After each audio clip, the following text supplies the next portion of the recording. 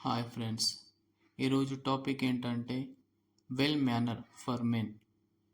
దీని గురించి భగవద్గీత నుంచి ఇన్స్పైర్ అయి తీసుకున్న కొన్ని పాయింట్స్ డిస్కస్ చేద్దాం.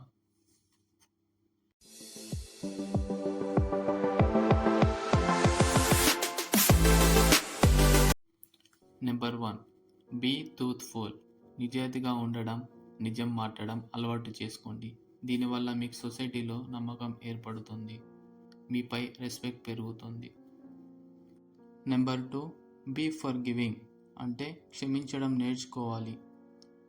నువ్వు తప్పును ఒప్పుకోవడం నేర్చుకోవాలి. ఏదైనా విషయం మాట్లాడే ముందు ఆలోచించి మాట్లాడాలి. Number 3, ego. అహంకారాన్ని వదిలివేయాలి అని అర్థం. అన్నింటికీ నేనే గొప్ప అని అనుకోకూడదు. స్వార్థాన్ని వదిలివేయాలి. నెంబర్ 4, ఫాలో ధర్మ. ఏదైనా విషయాన్ని కట్టుబడి ఉండేలా నేర్చుకోవాలి. ఏదైనా పనిని కానీ విషయాన్ని కానీ నిజాయితీగా చేయటం నేర్చుకోవాలి. అప్పుడు దైవం నీకు సహాయం చేస్తుంది.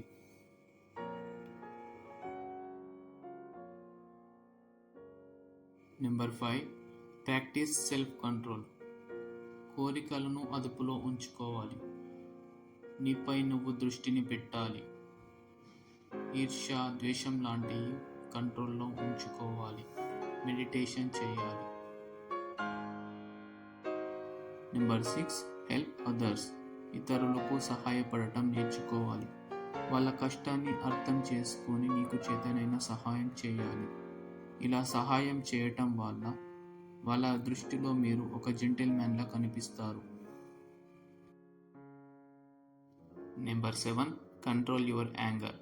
కోపాన్ని నియంత్రించాలి.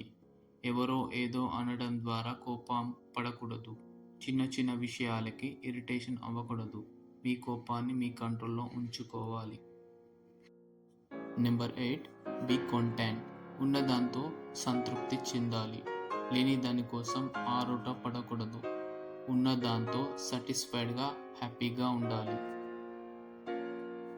Number 9, be fearless.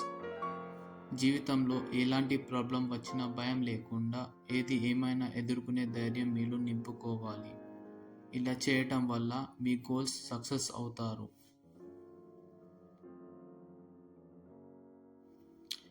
Number 10, have faith in God. దేవుడిపై నమ్మకం ఉంచండి. ఏ విషయాన్నైనా నువ్వు బలంగా నమ్ముతూ దైవంపై నమ్మకంతో ప్రయత్నిస్తే దైవం నీకు ఖచ్చితంగా సహాయపడుతుంది. ఇది ఫ్రెండ్స్ మన ఛానల్లో ఉన్న 10 ఇంపార్టెంట్ పాయింట్స్. ప్లీజ్ సబ్స్క్రైబ్ చేయండి, లైక్ అండ్ కామెంట్ చేయండి.